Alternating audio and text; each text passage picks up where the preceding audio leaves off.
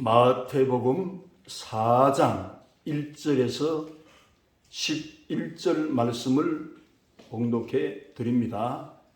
1절, 그때에 예수께서 성령에게 이끌려 마귀에게 시험을 받으러 광야로 가사. 2절, 40일을 밤낮으로 금식하신 후에 죽이신지라. 3절, 시험하는 자가 예수께 나와서 이르되 네가 만일 하나님의 아들이거든 명하여 이 돌들로 떡덩이가 되게 하라. 4절, 예수께서 대답하여 이르시되 기록되었으되 사람이 떡으로만 살 것이 아니요 하나님의 입으로부터 나오는 모든 말씀으로 살 것이라 하였느니라 하시니. 5절, 이에 마귀가 예수를 거룩한 성으로 데려다가 성전 꼭대기에 세우고. 6절, 이르되 네가 만일 하나님의 아들이거든 뛰어내리라.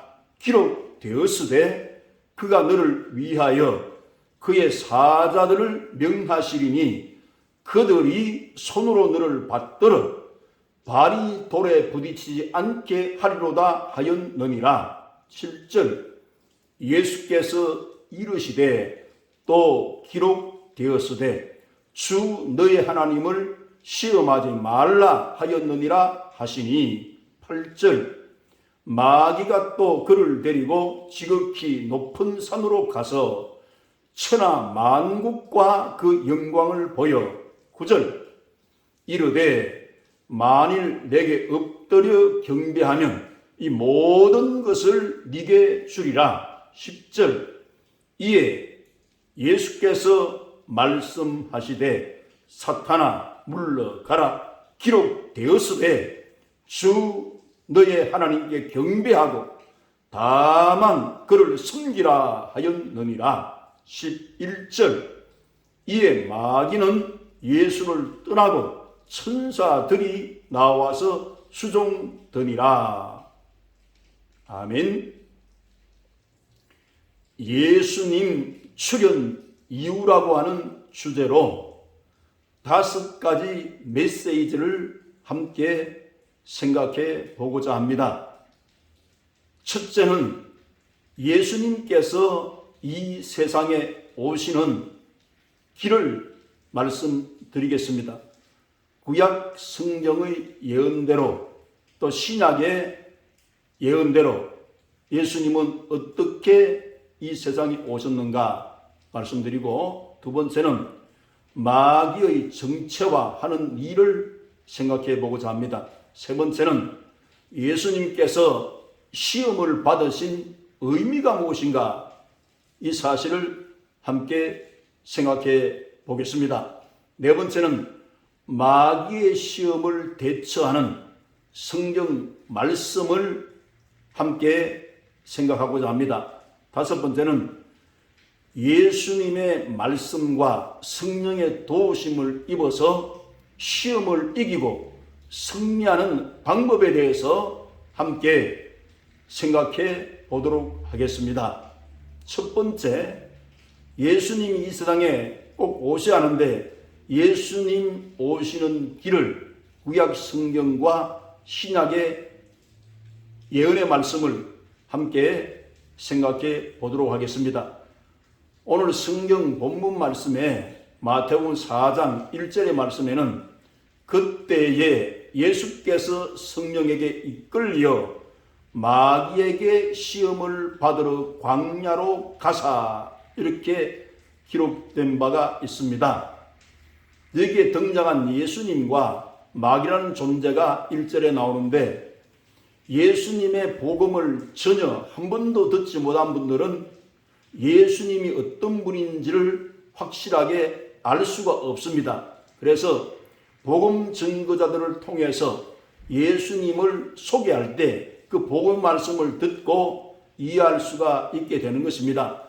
마귀라는 존재도 성경을 통해서 밝혀서 우리가 증거하지 않으면 예수님이 말씀하신 마귀에 대해서 알 길이 없기 때문에 성경을 통해서 마귀의 정체를 같이 생각해 보아야겠습니다. 그래서 첫 번째, 예수님이 오시는 길을 구약 성경에 말씀한 그 내용을 살펴보려고 합니다. 예수님은 어떤 분이신가? 천지와 만물을 창조하신 창조주이시고 인간 피조물을 창조하신 주인이십니다. 그리고 사망 권세를 깨뜨려서 우리를 죄와 사망에서 해방하시는 메시아로 하나님이 인간되어 오신 분이기 때문에 성령으로 마리아의 태를 통해서 죄 없이 하나님 아들이 이 세상에 오시게 되어지는데 왜 오셔야 하시는가? 이는 인간이 도저히 해결할 수 없는 문제가 있기 때문에 하늘보다 우편에 계신 예수님께서 이 세상에 필연적으로 오셔야 할 이유가 있다는 겁니다. 그게 바로 죄가 죽음을 가져오기 때문에 메시아이신 예수님은 이 문제를 해결하기 위해서 예언대로 오신 겁니다. 그래서 십자가 위에서 사망 권세를 깨뜨렸다는 것은 원수 마귀를 뱀으로 묘사를 했는데 뱀의 머리를 부숴버리고 깔끔하게 그 뱀의 머리를 날려버렸습니다. 그래서 몸만 꿈틀거릴 뿐이지 사망 권세를 깨뜨렸다는 것은 예수님이 십자가 위에서 보혈을 쏟아 희생 제물이 되어 피값을 지불하고 죄의 문제를 용서하기 위해서 대신 심판과 정죄와 형벌을 받아서 나 대신에 죄 때문에 죽어준 분이 계시다는 거예요. 그분이 하나님이십니다. 그리고 복음 선포라는 것은 내 죄가 예수님 몸에 옮겨져서 다 해결되어 버리기 때문에 고민도 하지 말고 괴로워하지 말라는 거예요. 그리고 죄가 죽음으로 끌고 가지 못하게 하는 이 놀라운 역사는 예수님이 내 죄를 해결하시고 처리해 줘야만이 죄에서 자유하고 고통에서 해방될 수 있다는 것입니다. 십자가의 죽음의 현장에서 인류 역사 가운데 하나님께서 판을 바꿔놓았습니다. 이 역사가 바뀌어지게 된 것입니다. 그래서 예수님께서 그 죽으심을 이사야 선지자는 이렇게 표현했어요. 예수님께서 찔림은 우리의 허물을 인하며 예수님께서 상함은 우리의 죄악 때문이라. 예수님께 징계를 받음으로 우리는 평안을 누리고 예수님께 채찍에 맞음으로 너희는 나음을 입었느니라. 인류의 저주의 뿌리를 뽑아내고 질병의 뿌리를 뽑아내고 죽음 문제를 해결해서 생명으로 옮겨놓은 그 사건이 십자가의 사건이기 때문에 이건 기쁜 소식입니다. 그래서 십자가의 복음을 듣는 자마다 예수님의 보혈로 죄 씻음을 받고 죽은 이 사람을 부활하신 부활의 생명이 내 속에 흘러들어와서 나도 부활할 수 있다고 하는 희망의 메시지, 소망의 소식, 이것이 천국 복음이고 기쁨의 소식이기 때문에 우리는 이 세상에 끝나는 것이 아니라 영원한 천국이 있어서 영원한 팔자를 고쳐주기 위해서 예수께서 이 땅에 오시기 때문에 예수님 복음 믿으면 영원한 세계 생활 새 땅을 하나님이 준비하셔서 영원 세계는 나와 함께 저주, 질병, 사망이 없이 함께 행복하게 살자고 예수님이 이 일 때문에 이 땅에 하나님 인간대에 오셨다는 겁니다. 그래서 예수님은 꼭 오셔야 되는데 구약 성경은 예수님 오시는 길을 말씀하기 때문에 이 말씀을 우리가 바로 이해를 해야 된다는 것입니다. 이사야 7장 14절 예수님께서 동정녀 처녀의 몸에서 잉태되어 이 세상에 오실 것을 구약 성경은 예언하고 있습니다. 미가서 5장 2절에는 예수님의 탄생 장소를 확실하게 말씀했어요. 이 베들레헴이다 이렇게 말씀하셨고 다니엘서 9장 25절에는 예수님 오시기 600년 전에 69일에 대한 예언을 하셨어요. 구원의 주는 바로 이때 오신다고 예언했는데 2000년 전에 유대 땅 베들레헴에 예수님께서 탄생하셨기 때문에 구약의 예언이 이미 성취되어 예수님 2000년 전에 이 땅에 하나님 인간되어 오신 겁니다. 그래서 구약 성경은 확실하게 예수님의 오시는 길을 말씀하고 있어요. 그런데 구약에 밝혀놓지 않은 사실이 있는데 예수님의 오시는 길을 원수마귀가 방해를 하기 때문에 예수님 오시는 것을 차단하기 위해서 구약성경을 보면 하만이라고 하는 존재가 유대민족을 말살시키려고 했습니다. 유대민족 가운데 메시아이신 예수님이 오시기 때문입니다. 또 예수님 이 땅에 탄생을 하셨을 때도 헤로데게 마귀가 역사해서 2살 아래 사내 아이를 다 죽여버리는 이런 비극적인 참사가 있었기 때문에 예수님은 신의 한 수로서 비밀하게 계시를 하는데 천사를 보내서, 선지자를 보낸 것이 아닙니다. 천사를 보내서 직접적으로 마리아를 지명을 해서 예수님이 탄생하게 합니다. 이건 영의 비밀입니다. 그래서 그 사실을 누가복음 1장 26절에 38절에는 분명히 기록을 했어요. 그래서 천사 가브리엘이 나사렛 동네에 사는 요셉과 마리아가 정혼을 했는데 동거하지 않았을 때에 천사가 와서 은혜를 받은 마리아라고 했습니다. 마리아의 평안할지어다. 네가 하나님의 은혜를 얻었느니라. 네게서 성령으로 잉태될 자가 있는데 그분이 하나님의 아들이요 지극히 높으신 자가 되고 그래서 성령이 네게 임하시고 지극히 높으신 자의 능력이 너를 덮으리니 그 잉태된 자는 하나님의 아들이기 때문에 그 이름을 지어주는데 예수라 하라고 그렇게 이름까지 지어줬습니다. 그런데 당한 이 마리아가 그랬어요. 나는 사내를 알지 못하는데 어떻게 이런 일이 있을 수 있겠습니까? 대저 하나님의 모든 능력은 능치 못하심이 없기 때문에 엘리사벳도 아기를 가지지 못한다 했는데 늙어서 6개월 전에 벌써 잉태가 되어 그 뱃속에 아이가 자란다고 말씀을 한 것입니다. 그래서 믿음을 얻었던 이 마리아는 주의 계집 종이 오니 말씀대로 이루어지이다 그렇게 생각을 했더니 예수님이 마리아의 태를 빌려서 이 세상에 인간으로 오게 된 사실을 명확하게 의사 누가는 디테일하게 이 사실을 기록을 해서 우리에게 전해주고 있습니다. 이 잉태 사실을 알았던 요셉에게 대한 이야기도 나오는데 마태복음 1장 18절 25절입니다. 요셉이 마리아 잉태 소식을 듣고 가만히 끊고자 했습니다. 고민하고 있을 때 주의 사자가 현몽하여 가로되 너 마리아 데려오기를 무수하지 말아라. 그 잉태된 자는 성령으로 된 것이라. 그 아들을 낳으리니 이름을 예수라 이름지라고 그렇게 명했어요. 이것은 우연한 사실이 아니라 이사야 선지자가 말씀한 그 구약의 예언대로 예수님이 잉태하는데 하나님이 함께할 자요 임마누엘 하나님이라 그랬습니다. 그래서 인류를 구원하는 자기 백성을 죄에서 구원할 자라고 하는 그 이름으로 오신 예수님에 대해서 이렇게 천사가 말을 할 때 마리아를 데려와서 예수님이 탄생하기 전까지 동침치 아니하더라고 선명하게 성경에 밝혀 놓았기 때문에 이 사실을 왜 밝혀 놓으셨느냐? 마리아와 요셉 사이에서 예수님이 출생한 일반 출생이 아니라는 겁니다. 특별한 탄생입니다.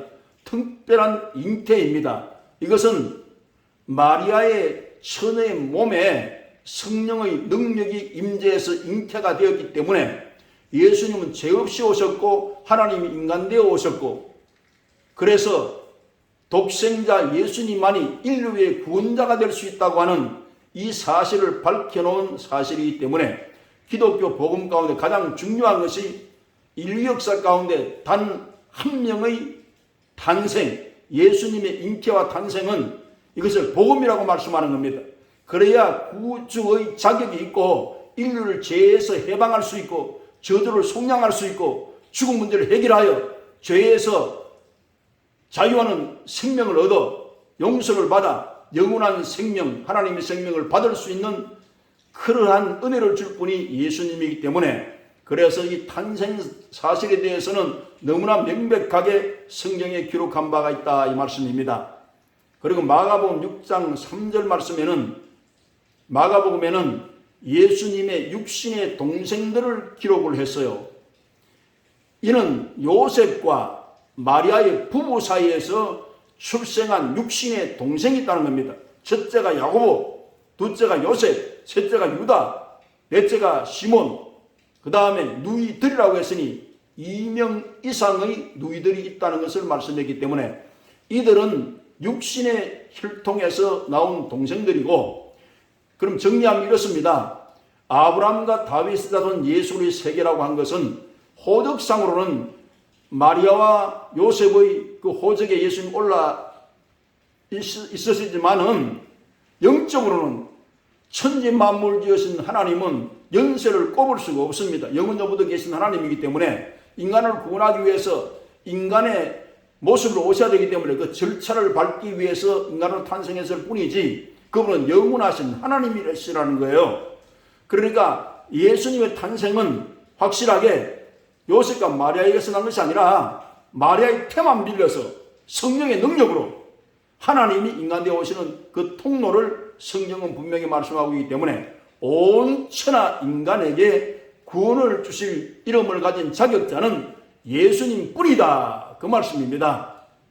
두 번째는 마귀의 정체화하는 일을 우리가 생각해 보고자 합니다. 마귀라고 하는 헬라 원어는 디아볼로스라는 말입니다. 하나님을 대적하는 자, 참소자, 반대자, 이와 같은 뜻을 가지고 있어요. 악한 천사의 우두머리를 바로 칭할 때 마귀라고 칭합니다. 그리고 요한계시록 9장 11절 말씀 보면 무저갱의 사자라는 표현이 있는데, 이 무저갱은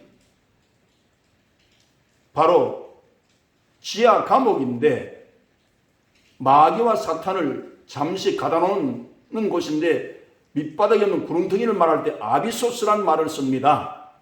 그리고 여기 히브리 말로 아바도는 파괴자라는 뜻이에요. 원수 마귀는 와서 파괴와 속임과 죽임을 가져오기 때문에 악한 일만 맡아서 합니다. 그래서 헬라어로는 아블론이라 이런 말도 사용을 하게 됩니다. 그래서 마귀라고 하는 이 존재가 어떻게 생겨났는지 그 출처를 살펴보겠습니다. 구약성경에는 이사야 14장 12절 15절 말씀에 천사의 타락을 이렇게 기록을 했습니다. 12절 너 아침의 아들 계명성, 계명성은 새벽 별을 말합니다. 계명성이여 어찌 하늘에서 떨어졌으며 너 열국을 엎은 자여 어찌 그리 땅에 찍혔는고. 13절 네가 네 마음에 이르기를 내가 하늘에 올라 하나님의 무별 위에 내 자리를 높이리라. 내가 북극 지폐의 산 위에 앉으리라. 14절 가장 높은 구름에 올라가 지극히 높은 이와 같아지리라 하는도다. 15절 그러나 이제 네가 서울 곧 구덩이 맨 밑에 떨어짐을 당하리로다. 이렇게 말씀했습니다. 성경 유다서 1장 6절에는 그 천사, 타락한 천사를 흑암에 가두어서 심판날까지 가두었다고 말씀했어요.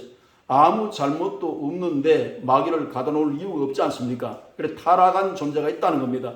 요한계시록 12장 4절에는 하늘별 3분의 1을 끌어다가 땅에 던졌다 했는데 앞뒤 문맥을 보면 예수님이 탄생할 때 예수님을 해치려고 했는데 하나님의 주권, 하나님의 권위, 하나님의 절대 능력을 당할 자가 없기 때문에 예수님이 구속사를 이루고 하늘 보좌의 우편에 앉으실 것을 말씀한 내용이 있습니다. 그렇기 때문에 원수 마귀는 하늘의 아들까지 해치려고 하는 그러한 파괴자라는 것을 성경이 분명하게 밝혀주고 있어요. 그래서 에베소 2장 2절에는 공중 근세 잡은 자라고 표현을 했습니다. 그리고 요한계시록 12장 9절에는 옛 뱀이라고 말하고 큰 용, 마귀 사탄이라고 표현을 했습니다. 그리고 욥기 1장 6절로 7절에는 구약 성경에 사단이라는 말이 나오는데 사단이 하나님과 대화하는 장면도 나옵니다. 너 어디 갔다 왔느냐? 사단이 대답했어요. 땅에 이리저리 돌아다니다 왔습니다. 이 말씀 보면 사탄의 존재가 확실히 있다는 것을 말씀을 한 거예요. 요한 1서 3장 12절에 보면 악한 자에게 속한 자가 있다는 거예요. 가인은 악한 자에게 속하여 동생 아벨을 죽였으며 이랬는데, 악한 자가 파괴자이기 때문에 그게 속해 있는 사람이 있다는 겁니다. 우리가 성경을 볼 때 마귀와 귀신과 사탄을 제일 잘 아시는 분이 계십니다. 그분이 예수님이세요. 왜 그런가 하면 예수님은 천지지으신 하나님이시고 인간의 창조자이시고 우주 저 끝에 무엇이 있는지를 다 아시는 분이 전지전능하신 하나님이십니다. 그래서 너무나 잘 압니다. 예수님이 직접 마귀라고 한 인간이 있어요. 요한복음 6장 70절에 12제자를 택했는데 한 사람은 마귀니라 이렇게 암시적으로 말씀을 한 겁니다. 예수님 십자가 지시기 전에 6월절에 마지막 최후의 만찬을 할 때 국에 손을 넣는 자가 나를 팔리라 했기 때문에 은삼십에 가룟유다가 예수님을 팔게 됩니다. 그러니까 악한 자에게 속한 마귀가 있다는 거예요. 예수님이 쓰신 언어입니다. 그리고 우리가 구약성을 보면 구약성에 단 한 군데 욥기에만 사다라는 말이 언급되어 있고 귀신이나 마귀라는 말은 문자적으로 한 군데도 기록한 바가 없습니다. 그런데 예수님께서 처음으로 이 지구촌에 마귀라는 말도 사용하시고 사탄이라는 말도 사용하시고 귀신이라는 말도 사용을 한 것이 성경에 기록되어 있어요. 그래서 예수님이 악한 귀신, 더러운 귀신 이런 말을 쓴 것은 귀신 존재가 있다는 것을 분명하게 말씀하기 위함이고 그 억압된 자에게 자유를 주어서 하나님의 형상을 회복하는 메시아의 사역이 시작됐다는 것을 말씀하고 계신 겁니다. 그래서 이 성경은 하나님이 정확한 진단으로 이렇게 말씀했기 때문에 틀림이 없고 진실한 말씀인 것을 우리가 기억할 필요가 있다고 하는 것입니다. 그러면 요한계시록 20장 10절에 보면 원수 마귀의 마지막 운명이 어떻게 되느냐? 미혹하는 마귀가 불과 유황으로 타는 못에 던져지게 되는데 세세토록 괴로움을 받으라 했습니다. 그러니까 지옥이라고 하는 이 세계는 없어지는 것이 아닙니다. 사람도 없어지는 것이 아니라는 거예요. 영원토록 괴로움을 받는 장소가 지옥이라고 성경 말씀에 그렇게 기록을 하고 있습니다. 그러니 이걸 우리가 부정할 길이 없다는 겁니다. 세 번째는 예수님께서 마귀에게 시험을 받으신 그 의미에 대해서 세 가지를 함께 생각해 보겠습니다. 성경 오늘 본문 말씀에 마태복음 4장 1절 그때에 예수께서 성령에게 이끌려 마귀에게 시험을 받으러 광야로 가사 그랬잖아요. 그때는 예수님이 30세가 됐을 때 유대 나라의 제사장이 될 수 있는 나이에 예수님께서는 공생의 사역을 시작합니다. 요단강에서 침례받으시고 하늘에서 소리가 들려서 바로 물이 올라오실 때 이는 내 사랑하는 아들이여 기뻐하는 자라 그렇게 말씀하신 그때를 말하는 거예요. 그때부터 성령이 목적 마귀의 시험을 받게 하기 위해서 광야로 이끌어내셨다는 겁니다. 2절에 보면 40일을 밤낮으로 금식하신 후에 죽이신지라 이렇게 말씀했어요.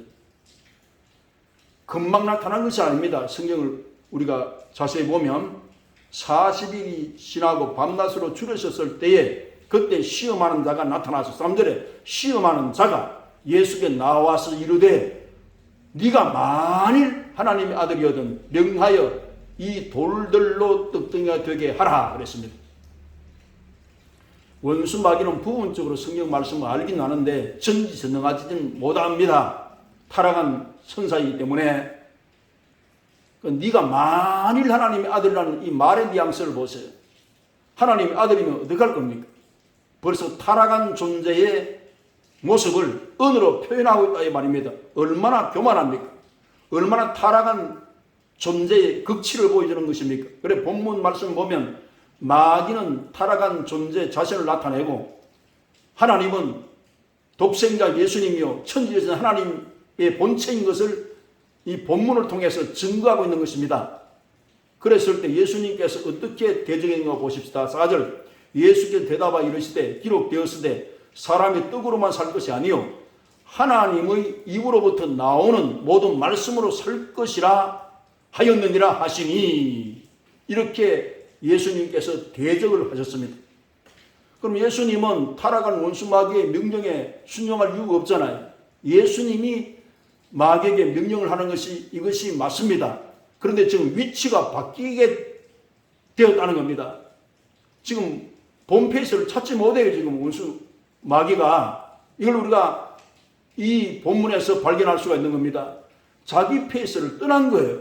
자기가 지금 하나님 노릇을 하고 있는데 하나님 앞에서도 하나님을 명령하고 있습니다. 이게 타락의 극치라는 거예요. 이걸 발견하도록 본문은 성의 감동으로 이 말씀을 기록하게 된 것입니다. 그러면 이 성경 말씀 어디에 말씀을 근거를 했는가? 신명기 8장 3절에 예수님은 너를 낮추시며 너를 줄이게 하시며 또 너로 알지 못하며 네 조상들도 알지 못하던 만나를 네게 먹이신 것은 사람이 떡으로만 사는 것이 아니요 여호와의 입에서 나오는 모든 말씀으로 사는 줄을 네가 알게 하려 하심이니라. 이 말씀을 근거로 해서 마귀를 예수님은 대적하게 된 것입니다. 두 번째 시험이 뭡니까? 이에 마귀가 예수를 거룩한 성으로 데려다가 성전 꼭대기에 세우고 6절 이르되 네가 만일 하나님의 아들이거든 뛰어내리라 기록되었으되 그가 너를 위하여 그의 사자들을 명하시리니 그들이 손으로 너를 받들어 발이 돌에 부딪히지 않게 하리로다 하였느니라. 성전에서 뛰어내리라는 겁니다. 여기서 우리가 주의해서 생각해 볼 필요가 있습니다. 여기 지금 시험 장소가 자리를 옮겨서 거룩한 성에 데려가서 성전 꼭대기에 세웠습니다. 예수님은 자기를 성전이라 그랬고 이 성전을 헐라 내가 사흘에 지으리라, 이렇게 46년 동안 지은 성전을 어떻게 3일에 짓겠느냐, 이렇게 유대 백성들은 말씀을 했는데 구약 성경의 성전은 하나님의 임재가 계신 곳이고 하나님을 만나는 곳이고 심령의 피를 가지고 가서 하나님 앞에 그 만남을 가지기 위해서 제사 드리는 곳이고 또한 하나님의 이름을 높이는 곳이요 그 기도를 할 때 하나님께서 그 성전에 하는 기도를 들으신다고 설문을 통해서 약속한 바가 있습니다. 그런데 지금 성전 꼭대기에 세웠어요. 성전의 주인이신데 뛰어내리라는 겁니다. 명령을 하고 있습니다. 이 본문 말씀에서 보면 이제는 육체로 오신 예수님은 실체입니다. 성전에서 만났던 그 하나님을 예수님 육신을 얻고 오신 예수님과 대화할 수 있고 직접 인간으로 오셨기 때문에 서로 감정을 서로 나누면서 대화할 수 있는 하나님의 아들로 이 세상에 나타난 살아있는 성전이십니다. 그런데 뛰어내리라는 거거든요. 그리고 이 말씀 속에서 우리가 보면 어떤 말씀을 가지고 이 마귀가 시험한 걸 봅시다. 시편 91편 11절 12절에 그가 너를 위하여 그의 천사들을 명령하사 네 모든 길에서 너를 지키게 하심이라. 12절 그들의 손으로 너를 붙들어 발이 돌에 부딪히지 아니하게 하리로다. 이렇게 말씀을 가지고 와서 예수님께 명령을 내린 겁니다. 그런데 7절에 보면 예수께서 어떻게 대적했는가 봅시다. 기록되었으되 주 너의 하나님을 시험하지 말라 하였느니라 하시니, 마귀가 하나님을 왜 시험합니까? 시험할 수가 없죠. 하나님은 어떻게 마귀가 시험을 합니까? 그래서 하나님은 시험하지 말라고 성경 구약 성경에 인간에게도 말씀을 했습니다. 여기 보면 신명기 6장 16절에 보면 너희가 마사에서 시험한 것 같이 너희 하나님 여호와를 시험하지 말고 그랬습니다. 그 마사에서는 시험을 했다는 이야기입니다. 마사는 뜻이 시험하다는 뜻을 가지고 있습니다. 출애굽기 17장 1절로 7절에도 이스라엘 민족은 하나님을 시험을 했어요. 이스라엘 백성들이 모세를 향해서 우리가 여기 목말라 죽겠나이다 그러면서 돌들 상황이 되기 때문에 하나님께 모세가 부르짖었더니 그래서 하나님께서 지시하십니다. 그 역사적 배경을 보면 신광야를 떠나서 르비딤의 장막을 쳤을 때 호렙산에 있는 반석을 치라, 나일강을 치던 그 지팡이로 치라 이렇게 말씀했어요. 그러니까 거기에서 물이 쏟아져서 이스라엘 민족이 해가 내성돼 그때 여호와를 시험한 게 있습니다. 여호와를 시험하여 이르기를 여호와께서 우리 중에 계신가 하였음이더라. 이스라엘 백성이 그렇게 하나님을 시험했다고 성경 구약 성경에는 말씀으로 증거하고 계신 겁니다. 그건 하나님께서는 하나님을 시험하지 말라는 것은 하나님은 진실하신 분이고 약속을 변치 않으시는 분이고 신뢰할 수 있는 분이고 사랑이 많은 분이고 인생을 극진히 사랑해서 처음부터 끝까지 인생을 계획하고 또 우리를 좋은 길로 인도하시는 선한 목자이시기 때문에 시험받을 일을 하나님은 하시지 않았습니다. 다 신실하게 인간을 돌보면서 창조 때부터 지금까지 인간이 잘못했지 하나님이 잘못한 것은 하나도 없다 이 말씀입니다. 그렇기 때문에 시험의 대상이 아니라는 거예요. 성경 전체의 내용은 하나님을 신뢰할 수 있도록 언약을 얼마나 철저히 지키시고 얼마나 사랑이 많으시고 자비와 긍휼이 많으신 것을 입증하는 것이 성경 말씀 하나님의 편지인 것입니다. 그리고 세 번째 시험을 보십시다. 8절 마태복음 4장 8절이에요. 마귀가 또 그를 데리고 지극히 높은 산으로 가서 천하 만국과 그 영광을 보여 9절 이르되 만일 내게 엎드려 경배하면 이 모든 것을 네게 주리라. 10절 이에 예수께서 말씀하시되 사탄아 물러가라 기록되었으되 주 너희 하나님께 경배하고 다만 그를 섬기라 하였느니라. 이에 마귀는 예수를 떠나고 천사들이 나와서 수종드니라. 11절 이렇게 기록하고 있습니다. 이 시험은 마귀가 지금 정신을 못 차리고 경배의 대상을 거래하고 있어요. 이것이 얼마나 마귀가 타락하고 현 주소가 지금 자기의 정체를 밝히고 있는 겁니다. 경배를 받으실 분은 하나님이시잖아요. 우리 인간을 지으시고 창조하신 하나님이시요 우리에게 오셔서 자기 몸을 희생해서라도 우리를 살리기 위해서 십자가 죽음을 자원하신 예수님이신데 그분이 영광을 받으시는 것이 합당하지 않습니까? 그래 찬송과 존귀와 영광을 어린 양이신 예수님 받는 것이 합당하다고 요한계시록에도 말씀한 내용대로 경배를 거래하는 것은 어마어마한 이 사건입니다. 타락한 천사에게 하나님이 타락한 천사에게 경배하라고 지금 명령을 내리고 있어요.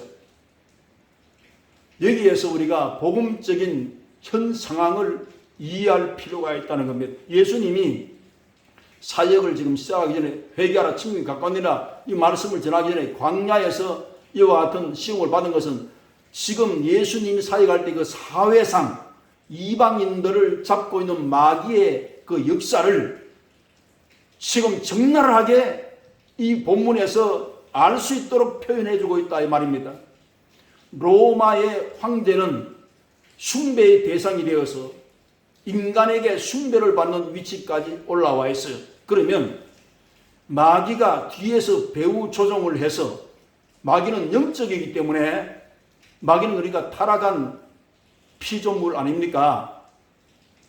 인간은 영과 육이 함께 존재하지만 이 마귀 사탄은 타락한 영적 존재에 말하자면 그래서 악한 일만 계속합니다. 그러니까 이 하나님의 세계에서 우리가 복음적으로 이것을 이해를 하면 예수님 믿지 않는 이방인들, 유대 나라만 아브라함 때부터 예수님 오시기까지 그를 이스라엘 성민이라고 해서 그들을 선택해서 보호하고 사랑하고 이렇게 돌보았습니다. 선제를 통해서 그 나라를 통치하고 이끌어 갈 때도 있었고 그런데 이방 세계는 로마나 특히나 그리스나 영국이나 세계 모든 민족, 한국 이리까지 모두가 이방 세계였기 때문에 영적으로 보면 마귀에게 소속이 되어 있었습니다.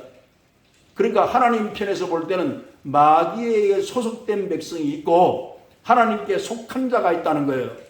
그래서 복음을 증거해서 하나님의 계획이 예수님 이 땅에 오시기 전까지는 유대 나라만 이렇게 하나님의 성민으로 선택했지만 오순절 성령 이후로 예수님 십자가 지고 부활하시고 승천한 이후부터는 복음을 증거해서 모두가 하나님의 아들 될 수 있는 길을 열어놓으시고 모두가 하나님 사랑받을 수 있는 길을 열어놓으시고 누구든지 영생 받고 부활에 참여할 수 있는 길을 열어놓으신 분이기 때문에 그래서 마귀가 동무대로 이방인들은 사상을 점령하고 마음을 점령하고 생각을 점령하고 그리고 문화 문명을 점령을 해서 마귀가 좋은 문화로 발달을 시켜 나가는 겁니다.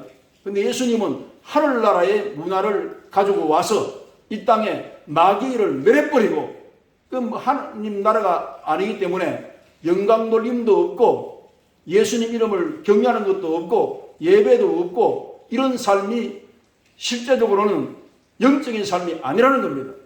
그래서 영혼을 살려서 하나님을 경배하고 하나님을 위해서 예배하는 이런 사람들을 만들기 위해서 영을 살려야 되기 때문에 하나님께 십자가 짓고 부활을 통해서 믿는 자를 하나님의 자녀로 삼으시고 영혼으로 살려서 찬송도 하고 기도도 할 수 있는 그 영혼의 그 소생을 위해서 예수님께서 복음을 가지고 이 땅에 오시게 되신 것입니다. 그래서 이 시험의 결과를 보면 우리는 이 시험 받으신 예수님은 만왕의 왕 천지지으신 하나님 아버지 메시아 우리의 구주 그 예수님이 이제는 왕권을 가지고 유대나라 세계에서 메시아의 사역을 출발을 합니다. 그래서 회개하라 천국이 가까웠느니라 복음을 선포하시고 천국을 침노하라 침노는 자는 빼앗느니라 이렇게 말씀했습니다. 죄에서 노인하고 질병에 고침받고 하나님의 자녀가 되고 사랑받는 길을 이미 터놓으셨기 때문에 이제는 천국이 열리게 되는 이런 시대가 도래되기 때문에 우리는 천국 맛을 보면서 살 수 있는 이 시대에 삽니다. 죄가 용서받아서 기쁘고 하나님 자녀 되어서 기쁘고 성령 받아서 기쁘고 천국을 소유하니 기쁘고 또 우리가 밟고 맑은 하나님의 세계를 성령을 통해서 기쁨의 성령이 우리 속에 임재함으로 기쁠 수 있는 그와 같은 길을 터놓으신 분이 예수님이시라는 것을 기억해야 됩니다. 그 다음에 네 번째는 마귀의 시험을 이기고 승리할 수 있는 그 성경 말씀을 우리가 생각해 보고자 합니다. 하나님 말씀을 인정하고 시인하고 주장하고 선포하는 일이 중요합니다. 예수님께서도 시험을 물리치실 때 주 너희 하나님을 시험하지 말라 이렇게 말씀으로 대적을 했어요. 고린도전서 10장 13절에 보면 사람이 감당할 시험 밖에는 너희가 당한 것이 없나니 오직 하나님은 미뻐사 너희가 감당하지 못할 시험 당함을 허락하지 아니하시고 시험 당할 즈음에 또한 피할 길을 내사 너희로 능히 감당하게 하시느니라.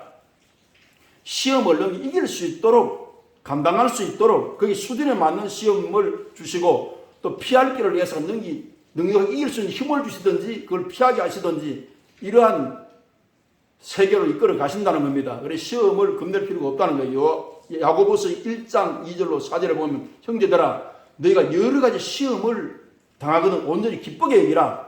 3절 이는 너희 믿음의 시련이 인내를 만들어내는 줄 너희가 알미라. 4절 인내를 온전히 이루라. 이는 너희로 온전하고 구비하여 조금도 부족함이 없게 하려 함이라. 시험을 주는 목적이 시련을 통해서 인내를 만들어내고 우리 인격이 온전하도록 구비하게 하기 위함이고 조금도 부족함이 없는 인격을 만들기 위해서는 시험을 치르면서 인격이 성장한다는 겁니다. 신앙 수준이 높아진다는 거예요. 히브리서 4장 15절에 우리에게 있는 대제사장은 우리의 연약함을 동정하지 못하실 이가 아니요 모든 일에 우리와 똑같이 시험을 받으신 이로되 죄는 없으시느니라. 예수님은 사역 시작하기 전에 시험부터 받고 시작을 했어요. 그리고 우리의 연약함을 동정한다는 것은 본 말씀 보세요.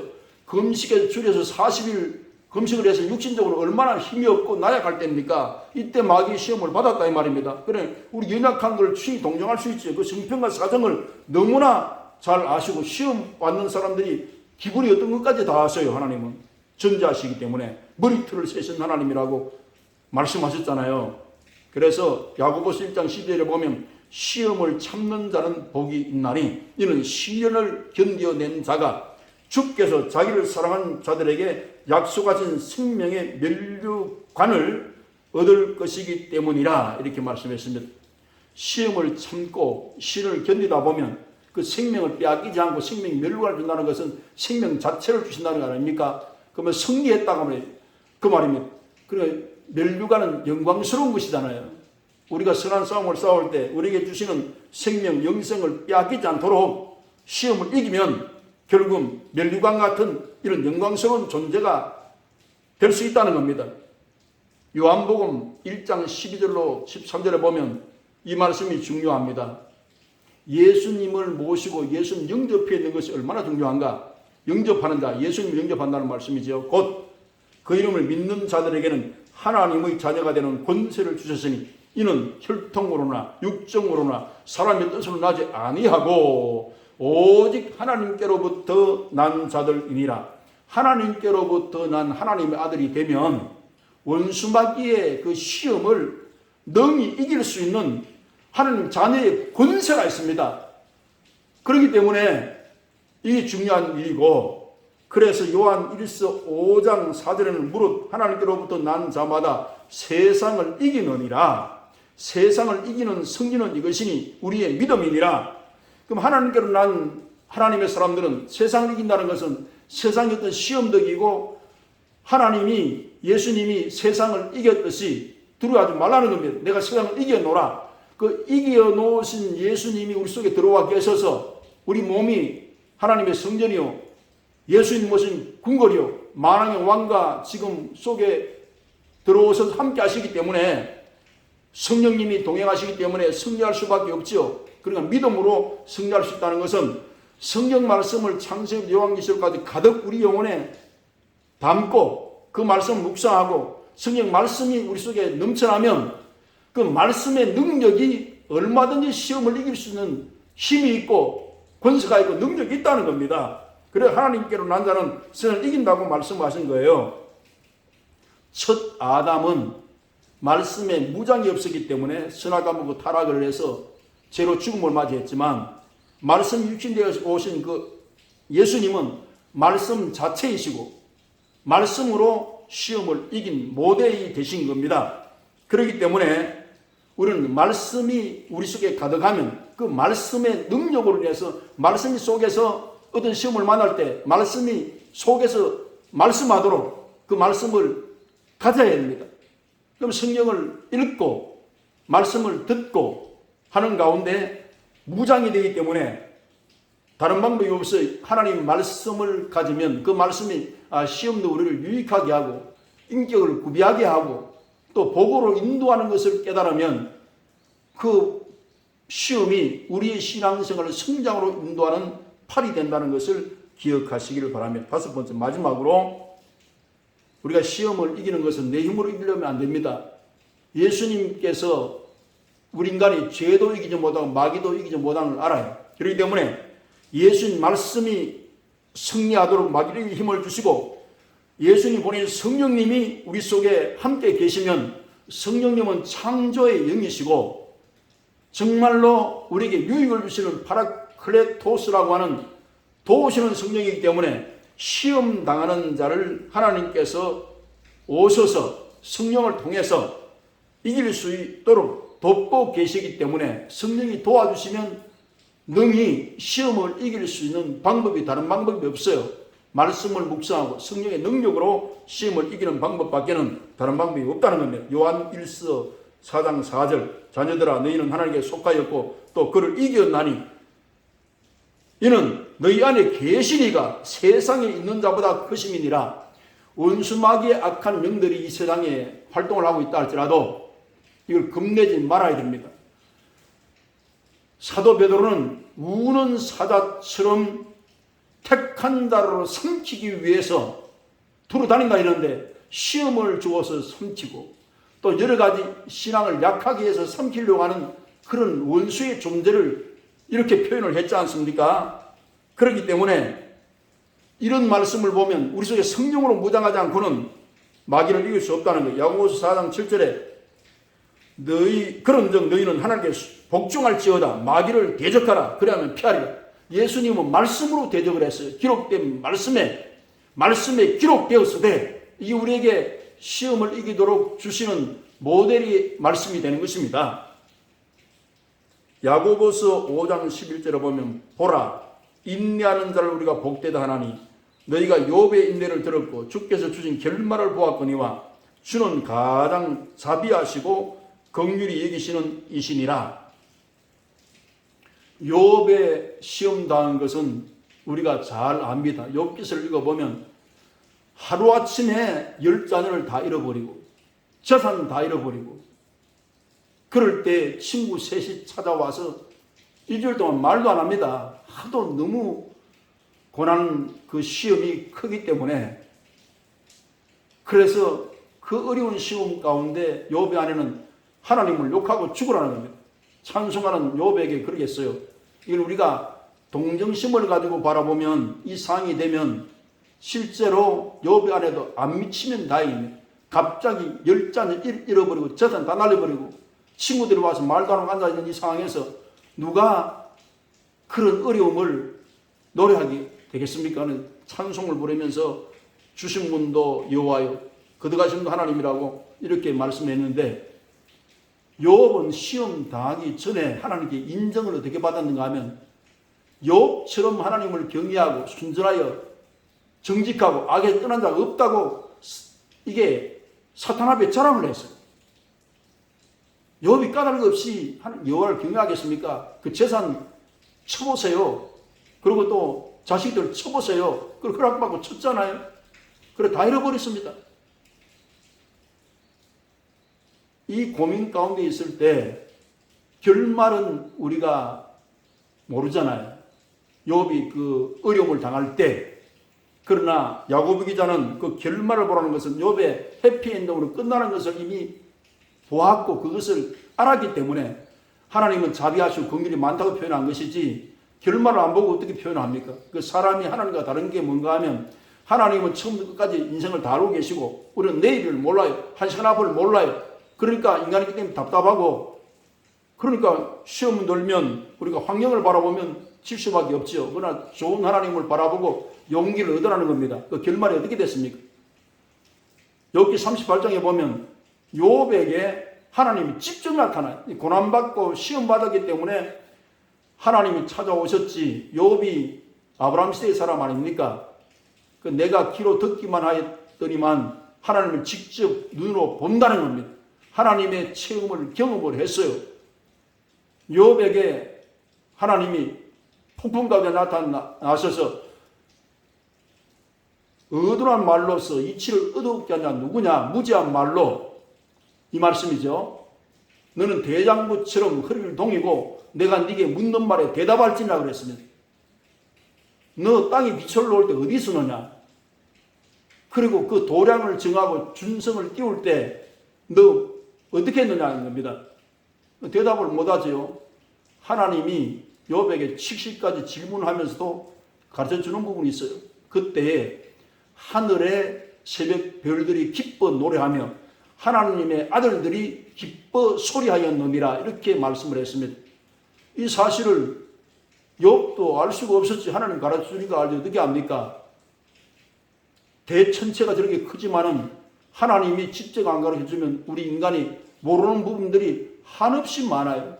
성경 속에 들어가서 하나님을 우리가 알아야 하는데 우리는 빙산의 일각처럼 안다고 하지만은 하나님이 전지전능하신 지혜에 우리가 비춰보면 우리는 정말로 아는 것이 별로 없습니다. 그걸 깨닫고 그래서 체험적으로 고백을 이렇게 하면 욥기 42장에 하나님은 무소분응하시며 지금도 못할 것이 없습니다. 내가 돌이켜 회개합니다. 그랬더니 급하게 회복이 되어서 10자녀를 주었는데 그 결말을 보니까 욥의 아내를 데려가자는 이유가 하나님의 계획이 그렇습니다. 10자녀를 낳고 또 그 세 딸은 중국에서 제일 예쁘다 그랬어요. 그럼 결말을 복되게 했기 때문에 욥이 처음부터 끝까지 하나님 다 지켜보고 계셨습니다. 불쌍히 보고 긍휼히 봤죠. 그리고 결과적으로 이렇게 그 생애를 엇거리게 시켜서 배가의 복을 주니까 하나님은 자비하고 긍휼이 많으시구나. 그리고 이 욥의 인생을 걸작품 인생을 만듭니다. 그래서 지금 시험을 받고 있거나 어려운 일을 당할 때 욥의 이 여러 가지 상황을 성경을 통해 보면 용기를 얻어요. 하나님은 사랑이 많으시기 때문에 결과적으로 이거 좋게 할 것이다. 긍정의 눈을 뜨게 되는 겁니다. 하나님 인생 작품을 걸작품 만들 것이다. 이렇게 보면 지금 시험이 나를 지금 단련을 해서 정말로 나오게 하는 그 과정으로 보면 이 시험을 보는 눈이 달라져요. 큰 작품은 이렇게 크게 하나님께서 작품을 만드는 것입니다. 욥과 같이 이런 사람은 정말로 대단한 인내를 가졌잖아요. 그래서 그 결말을 보고 우리가 하나님은 자비하시고 긍휼이 많다는 것을 체험할 수 있도록 이끄시는 분도 있다는 겁니다. 그래서 말씀의 소망을 가지고 우리 신앙에 승리하는 마음을 가지고 나가는 것이 좋다는 것을 야고보 기자도 이것을 말씀하는 거예요. 그래서 하나님 앞에 더 깊은 교제도 있고 하나님 말씀할 수 있는 기회도 되고 회개하고 생각을 바꾸었더니 복도 2배를 받아서 하나님의 영광이 되었더라. 해피엔딩으로 참 좋은 소식으로 매듭을 짓습니다. 그러니까 하나님을 욕하고 죽으라고 했던 그 욥의 아내도 하나님 실제로 체험하게 돼요. 좋은 하나님에 대해서, 배가의 복을 주는 하나님에 대해서 정말 마음이 우러나는 마음으로 하나님을 찬송하지 않았겠어요? 그래 잃어버린 체험, 다시 얻은 체험, 이것이 욥의 생애 속에 있는데 욥의 아내도 이걸 체험을 하고 하나님을 재발견할 수 있는 기회로 삼았다, 그 말씀입니다. 아브라함도 창세기 12장에 보면 너는 갈대아 땅을 떠나라, 본토 친척 아비집을 떠나 가나안으로 가라 했습니다. 그래서 큰 민족을 이루고 네게 복을 주고 네 이름을 창대케 하리니 너는 복의 근원이더라. 너를 축복하는 자에게 축복을 내리고 너를 저주하는 자에게 저주하리니 모든 천하 만민이 너를 위해서 때문에 복을 받을 것이라고 약속했는데 창세기 22장 1절로 17절 그 말씀을 보면 시험 받은 후에 아브라함의 생애를 엇거리듯 시기고 시험 후에 메시아의 탄생의 약속을 줍니다. 12장에는 메시아의 탄생의 약속은 없는데 그 내용인즉 이삭을 번제로 모리아 땅 지시한 사람에게 바치라 그랬잖아요. 그럴 때 그걸 바치기 위해서 번제단을 만들고 그 제물을 올려놓고 이삭을 결박하여 잡으려고 할 때 주의 사도를 통해서 그 아들에게 손대지 말라고 명하시고 이제 하나님을 경외하는 줄을 알았다 하시면서 하늘의 별처럼 바다 모래처럼 수많은 후손이 너에게 있을 것이고 네 후손 가운데 대적의 문을 얻으려는 것이 메시아 출생을 상징적으로 표현한 것입니다. 여호와 일의 하나님을 그 시험을 통해서 만났어요. 하나님은 예비하신 하나님인데 숫 양을 예비하시고 독생자 예수님의 구원을 예비하시고 천국을 예비하신 하나님이신데 이 시험의 결과 그 끝말을 보면 우리에게 유익을 주기 위한 목적인데 그 유익을 준 목적을 말씀을 보면서 하나님을 바라보지 않고 세상을 바라보고 사람을 바라보기 때문에 낙심하는 경우가 많다는 것을 성경이 이것을 가르치고 있는 것입니다. 그래서 우리가 지금 시험을 당하고 있는 분이라 하실지라도 하나님의 말씀으로 우리가 성령의 인도를 받아서 이 시험 중에 있는 이 모든 환경의 결과가 하늘 복을 받는 큰 축복의 은혜 속으로 인도받을 수 있는 이러한 복의 역사가 넘쳐나게 되시기를 주 예수님의 이름으로 축원합니다.